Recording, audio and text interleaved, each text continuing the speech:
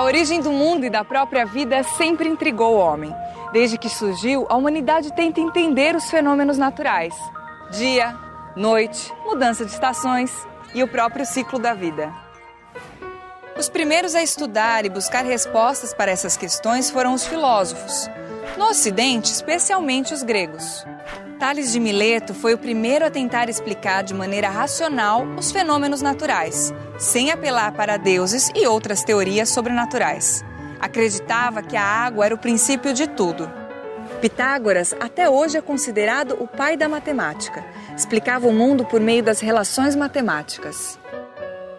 A organização desses saberes deu origem, entre outras coisas, à filosofia natural, de onde veio a física.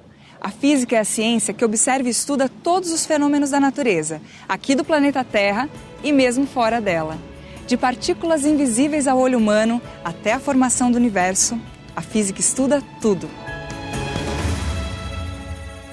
Ninguém melhor do que um especialista para falar de física. Por isso convidamos o professor Francisco de Assis, do Instituto Federal de São Paulo, para conversar um pouco com a gente. Francisco, como surgiu a física? A física vem da palavra grega para natureza. Então ela surgiu junto com o Big Bang, junto com o nosso universo. Mas como ciência, como área do conhecimento, ela só foi tomar corpo depois do século XVII. Qual a importância da física nos dias de hoje? Hoje, toda a nossa tecnologia é filha das teorias físicas. A eletrônica, os computadores, até as mídias sociais que surgiram ultimamente, todas elas vieram das descobertas da física durante o século XX. Um dos primeiros fenômenos que chamou a atenção dos gregos foi o movimento. Começaram a questionar se os movimentos seriam realidade ou apenas ilusão de quem estava observando. A resposta veio com a física. O movimento existe. Mas um objeto se move ou fica parado em relação a outro? Professor, como pode o mesmo objeto estar em movimento ou parado em um mesmo momento? Tudo depende do referencial que você usa para analisar o movimento.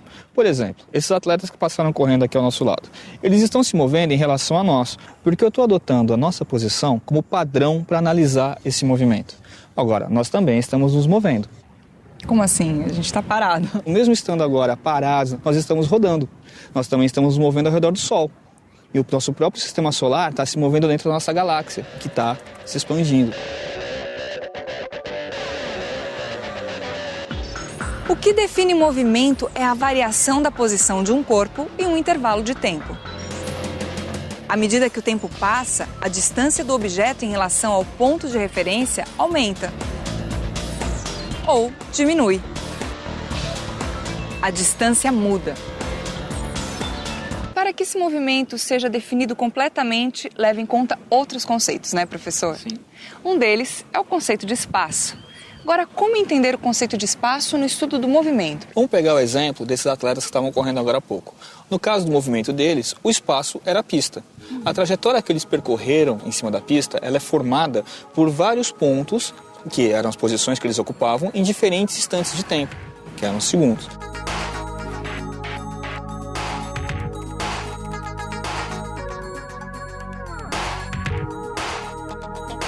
Então, se nós dissermos, por exemplo, que o movimento é uma peça de teatro, podemos usar como exemplo que o espaço é o palco onde essa peça acontece. Porque os atores se movem de um lado para o outro nesse espaço. Exatamente.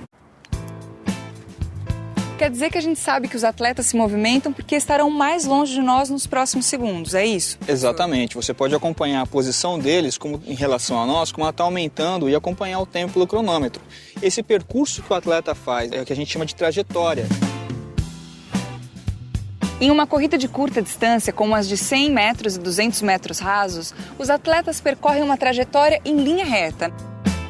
Teria algum outro exemplo de trajetória em linha reta para a gente conhecer? Sim. Vamos dar uma olhada, por exemplo, o que acontece quando eu solto essa moeda. Foi uma trajetória em linha reta, como a dos atletas. Só que a dos atletas se deu no plano horizontal e a da moeda no plano vertical. Uma outra diferença interessante é que no caso da moeda, o movimento dela não é retilíneo e uniforme. É um movimento em linha reta que a gente chama de uniformemente variado. Por quê? Porque acontece uma mudança na velocidade com que ela cai. Ela percorre distâncias diferentes, intervalos de tempo diferentes. Quanto mais tempo ela cai, maior é a velocidade com que ela chega ao chão. As corridas de curta distância exigem que os atletas atinjam sua velocidade máxima o mais rapidamente possível. Professor, isso exige mais força? Sim, é uma variação súbita, muito rápida da velocidade. O atleta se encontra em repouso e cerca de 1 ou 2 segundos depois ele tem que estar alcançando sua velocidade máxima. Essa variação da velocidade num instante tão pequeno a gente chama de aceleração. A Aline é especialista em corridas de 100 metros. Aline, quais são os maiores desafios para esse tipo de corrida? Eu preciso de muita explosão, porque como a gente sai em velocidade zero, praticamente em repouso, para atingir a velocidade máxima, que é o objetivo da corrida de 100 metros, eu preciso de muita potência na hora de sair. Já as corridas de média e longa distância no atletismo são 2 exemplos de trajetórias que misturam movimento circular e movimento retilíneo. E esse tipo de prova é diferente da trajetória em linha reta?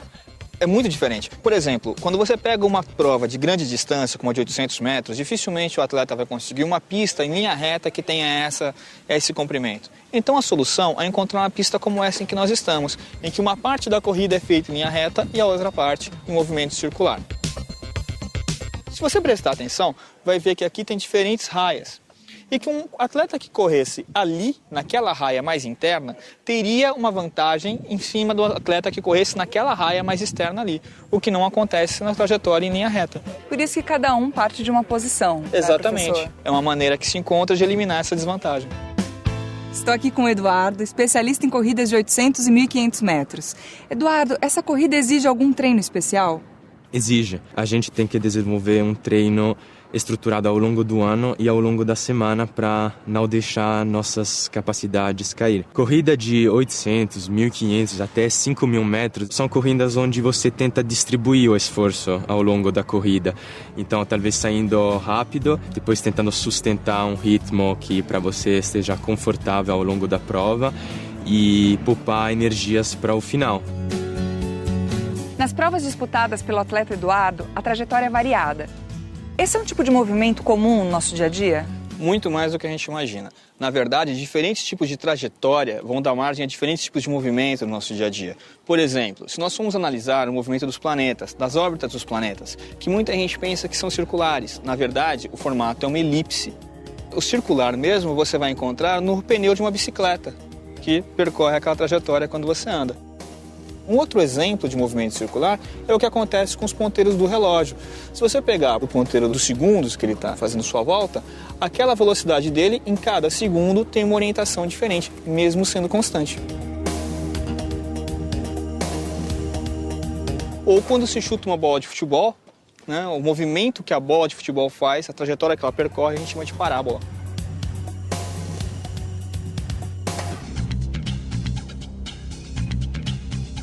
Observe estes atletas. Estão em repouso, aguardando o sinal para iniciar a competição.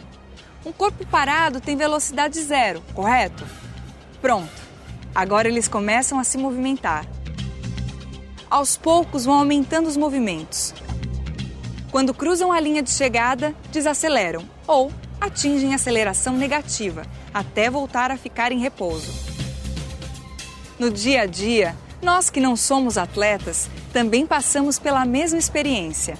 Parar, andar devagar, andar depressa. Afinal, quem nunca teve de apertar o passo para pegar o ônibus chegando no ponto?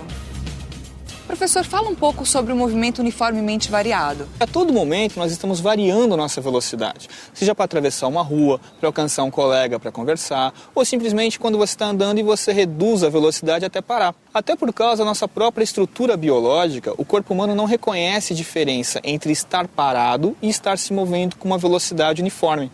Ele precisa de um referencial externo.